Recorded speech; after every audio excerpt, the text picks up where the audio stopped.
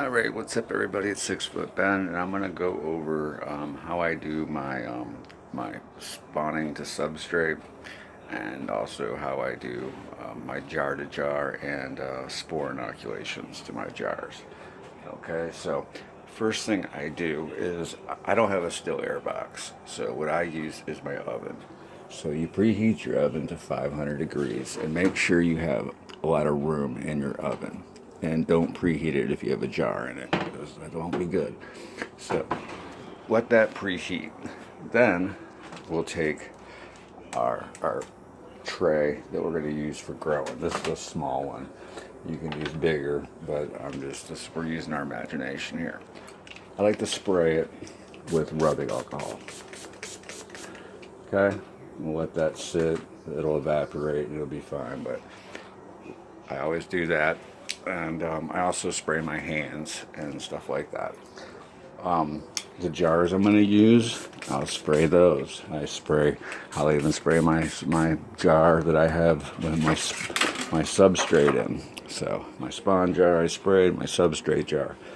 Alright, so when the oven is totally preheated, it's going to have a lot of hot air wafted out of there. So inside here, it's hot as hell. It sucks, but all the spores are dead or they're flying up the other way. So what I do is when you're spawning, you'll take your substrate, you'll line the bottom with just a tiny bit, enough to cover the bottom. Then you're going to go with your spawn, create a layer on top of that substrate. Then you're going to cover it again with your substrate. So go substrate, spawn, substrate, like you're doing a lasagna. Depending on how big your tray is, depends on how many levels you'll do it. Just make sure your last level is always substrate, so there's no rice showing. And then you'll cover it with tin foil and you'll put it in a cupboard and forget about it for about a week and a half. This tray here has been in here for exactly a week. And as you can see, it's doing pretty good, but I'm going to give it a couple more days.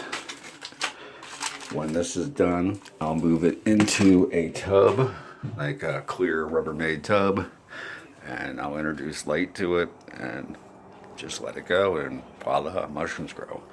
Now, as far as inoculating, okay, so same thing. Take your jar, spray the hell out of it with alcohol. Do the same thing with your needle. You're gonna spray the hell out of that, and then you're gonna heat your needle with a lighter until it's red fucking hot, and then wipe it with a piece of Kleenex or something with alcohol to clean it, to dry it off so it's not super hot. You'll stick it inside your jar, squirt about 2 milliliters in one side and maybe a little over on the other side. I usually don't use any more than 4. So you see the numbers on the side. Don't use more than 4 per jar. 2, 3 is better. Okay. As far as grain to grain transfer, same thing. You break up your jar that's colonized really good, fully colonized, and then you'll just sprinkle some into your other jar and screw the top back on, shake it up good, and that's what I did with this one 3 days ago, and it's going. So that's basically all you have to do. The oven is a great trick. It really keeps things clean. It's not perfect. It's not as good as a still air box, but I don't know. Maybe it is. It seems scientifically sound. I mean, the hot air is cranking out of there. So, and you'll get a nice tan. So, anyway, good luck. That's how I do it. Peace.